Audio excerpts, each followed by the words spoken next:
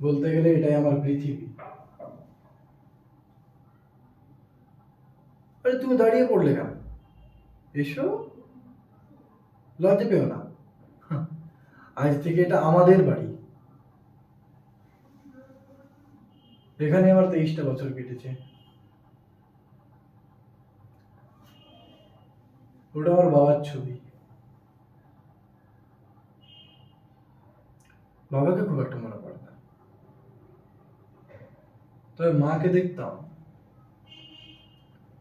Post অফিসে একটা ক্লার্কের চাকরি করতেন। বছরের পর বছর 9টা 20 লোকাল ট্রেন ধরে কলকাতায় যেতেন। আর এই বড় বাড়িতে আমি আর আমার ঠাকুমা থাকতাম। হুম, এই জানালা দিয়ে আগে বড় রাস্তা অব্দি দেখা যেত। এখন দেখছি না কেমন ধুলোই নোংরাই ভর্তি। হ্যাঁ, তবে এখন তুমি চলে এসেছো, সব ঠিক হয়ে যাবে এবার। হা হা, আসল কথা কি জানো? জানালার ওপারে একটা মাল্টি স্টোর তৈরি হয়ে যাওয়াতে পুরোটা ব্লক হয়ে গেছে, আর কিচ্ছু দেখা যায় না। অথচ ছোটবেলায় ওটাই ছিল আমার সবচেয়ে বড় আনন্দের বিষয়।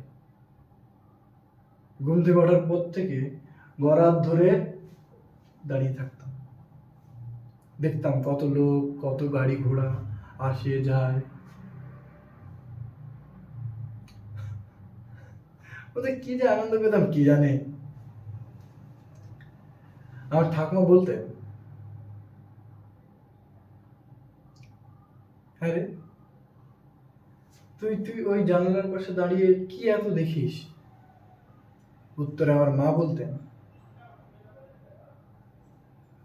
ওই জানালার বাইরেটাতে একটা বড় পর্দা টানানো আছে, ও ওটাতেই সিনেমা দেখে। কেন বলতেন? এই দেখছো না, দিলীপ কুমার, দেবানন্দ,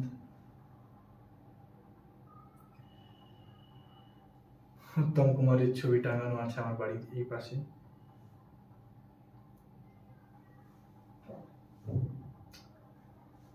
দেবতা, এনাদের দেবতা মনে করতাম। ভেবেছিলাম সিনেমাটোগ্রাফার হব, একটা বড় অ্যাক্টর হব, সিনেমা বানাবো,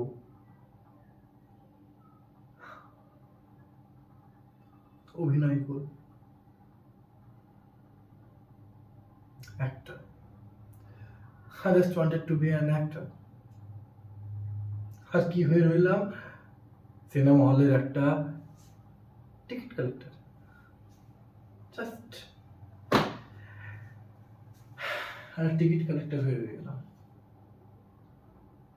হ্যাঁ, তবে তোমাকে এনেছি যখন, তখন সুখেই রাখবো। এসো।